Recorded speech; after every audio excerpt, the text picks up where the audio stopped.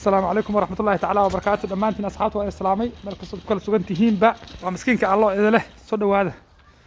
ما أنت برفك نوبل الله. بسم الله الرحمن الرحيم. عرب عيدا تصبرف وداعية والسدو أدعو يصدق أو ضعه تطبضنا دافع عالم كلا جيران وين برفك سمرك الداعية مود دقا حوا وين سوى صوdato marka barnaamij ila socda waxaan rabaa soo daacay qaabkiisa inaan tuso halkan waa Badri Media like dhaha subscribe saara oo barnaamijka waxa weeyaan share gareeya barnaamijka share gareeya oo barnaamijka like saara aad baan u dadnay waa aragtaan jaakada waa aragtaan barafka fulfulaya ku soo dhacaya meesha aan joogo maanta magaalada caasimada waxa la magaceeda Municipal dhaha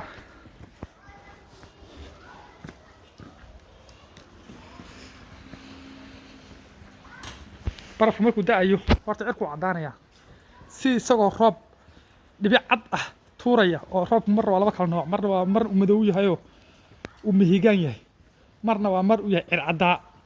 horta cirka dhan wuxuu isku bedelayaa cir cadaa waad aragtaan cirka dhan horta wuxuu isku bedelayaa cir cadaa waxaad moodi meeshan inay daruurba ka sarreeynin baad moodi cirku saas u cad yahay big buu noqon oo macnaha laftii man muuqanayso laakiin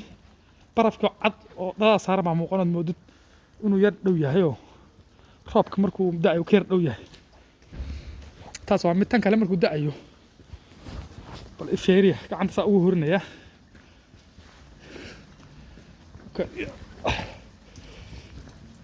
waka waa saas biyo si noqonaya si biyo bay isla daqiiqada uu si biyo bay markuu saa igu soo dhaco si biyo wixii arru badan baraf iska noqon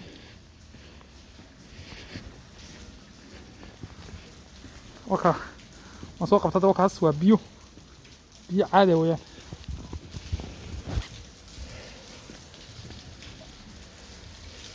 biyo caadi weeyaan dhulkiina waa arkaan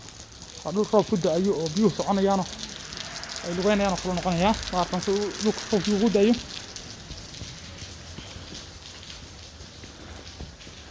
marka soo dhawaada gaaladan meeshada meel qabow weeyaan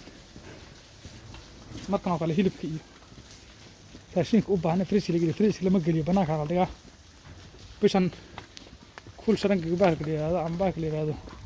frinjeerigu lacag yar bay isticmaalaan saad u yar waayo way xidhan Soomaaliya gibigiisi waxa weeyaan waxa u baahan banaanka dhigan hadhow markuu bato dhulku koror ka dhigo in soo duubi doona insha Allah